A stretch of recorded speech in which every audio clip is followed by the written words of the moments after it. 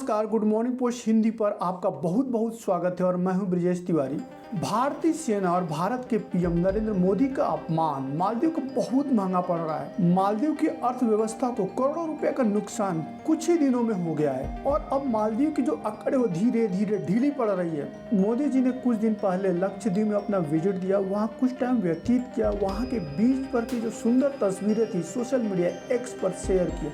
नतीजा यह हुआ कि ये जैसे ही वीडियो वायरल हुई वैसे ही मालदीव की अर्थव्यवस्था को काफी बड़ा झटका लगा। मालदीव के साथ भारत हर अच्छे बुरे वक्त में एक अच्छे मित्र की तरह खड़ा रहा। कोरोना की वजह से बर्बाद श्रीलंका को जिस तरह से भारत ने मदद की थी, ठीक उसी तरह की मदद हमने बिना भेदभाव के मालदीव की भी की और समय समय पर विभिन्न तरह की मदद मालदीव को देते रहे हैं। लेकिन उसी मालदीव ने चीन के बहकावे में आकर के भारत के पीठ में खंजर घोंप दिया। नतीजा यह हुआ कि उसे सजा देना बहुत जरूरी था और जैसे ही मोदी जी ने लक्षद्वीप की विजिट की उसे यह सजा मिल गई। कोरोना की मार के बाद 2021 में श्रीनगर की हालत बहुत खराब थी। वहाँ पर टूरिस्ट बहुत कम जाते थे। वहाँ पे एक बहुत ही फेमस ट्यूलिप गार्डन है और मोदी जी की एक आवाज पर ट्यूलिप गार्डन पहले जैसा हो गया, फिर से टूरिस्टों से गुलजार हो गया। जिस तरह की स्ट्रेटजी मोदी जी ने ट्यूलिप गार्डन के लिए अपनाया था, ठीक उसी तरह की स्ट्रेटजी लक्षद्वीप के लिए भी अपनाया। लक्षद्वीप गए, वहाँ पर देखा, बहुत सारी योजनाओं का शुभारंभ किया, साथ ही साथ इंडियन लोगों को कहा कि आप एक बार कम से कम लक्षद्वीप आइए। नतीजा यह हुआ कि जो लोग मालदीव जाने वाले थे वो सारे के सारे शिफ्ट हो गए लक्षद्वीप की तरफ और मालदीव को अपने किए कर्मों की सजा मिल गई। धड़ाधड़ फ्लाइट टिकट्स, होटल्स, रिसोर्ट्स की बुकिंग कैंसिल हो रही है और नतीजा मालदीव के टूरिज्म इंडस्ट्री को एक बहुत बड़ा झटका लग रहा है। मालदीव के 3 मंत्री अपने विवादित ट्वीट के लिए सस्पेंड भी हो चुके हैं। हो सकता है कि मोदी जी माफ़ कर दें मालदीव को, लेकिन भारतीय जनता कब माफ़ करेगी कहा नहीं जा सकता।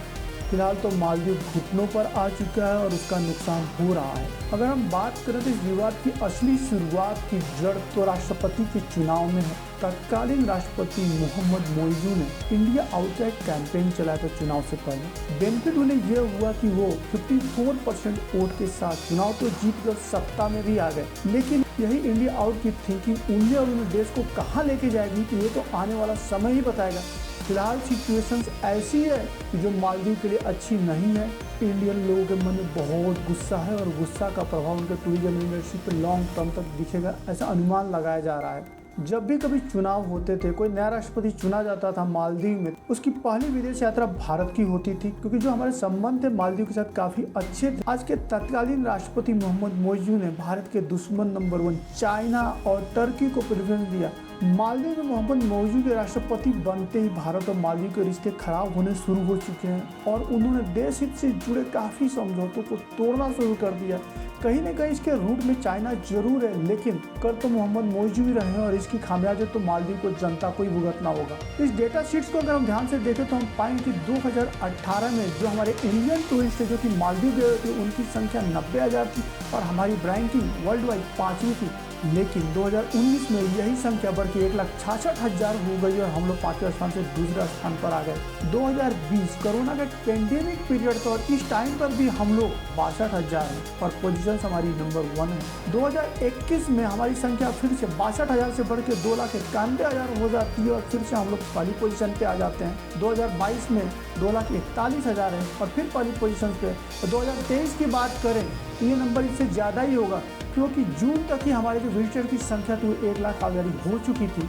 तो आप समझ सकते हैं कि भारतीय लोग किस तरह से मालदीव जा रहे हैं, वहाँ की इकोनॉमी में वैल्यू ऐड कर रहे हैं और मालदीव हमें रिटर्न क्या कर रहा है ये हमें सोचना पड़ेगा। अब खराब होते रिश्तों की दौर में कुछ ना कुछ तो ऑप्शन देखना ही था, तो मोदी जी ने सोचा कि क्यों ना लक्षद्वीप को डेवलप किया जाए। मालदीव का एक अच्छा अल्टरनेट लक्षद्वीप हो सकता है। मालदीव के जो बीच है अपनी सुंदरता के लिए विश्व प्रसिद्ध है, वहाँ के बीच काफी खूबसूरत है, लेकिन उसी तरह के बीच के जो ऑप्शन है हमारे लक्षद्वीप में भी उपलब्ध है और काफी वहाँ का पानी क्लीन है, वहाँ का एनवायरनमेंट भी अप्रोक्सीमेट सिमिलर है मालदीव के। तो हम ऐसा कह सकते हैं कि मालदीव का एक अच्छा अल्टरनेट है लक्षद्वीप। भारत के लाखों लोग मालदीव विजिट कर रहे हैं हर साल और इस विजिट की वजह से जो मालदीव की अर्थव्यवस्था है उसमें लगभग भारतीयों का योगदान 7,500 करोड़ है। मोदी जी ने जो कदम उठाया लक्षद्वीप जा करके वहाँ फोटो शूट करके लोगों तक पहुँचाया है, नतीजा उसका एक काफ़ी पॉजिटिव इम्पैक्ट इंडियन लोगों पे पड़ा है। इसकी वजह से लक्षद्वीप का विकास होगा, लक्षद्वीप के लोगों का विकास होगा और देश का भी विकास होगा। आप लक्षद्वीप कब जा रहे हैं हमें कमेंट्स करके जरूर बताइए। अगर अभी तक आपने हमारे चैनल को सब्सक्राइब नहीं किया तो प्लीज़ चैनल को सब्सक्राइब कर लीजिए ताकि इसी तरह की वीडियो हम आप तक पहुँचा सकें।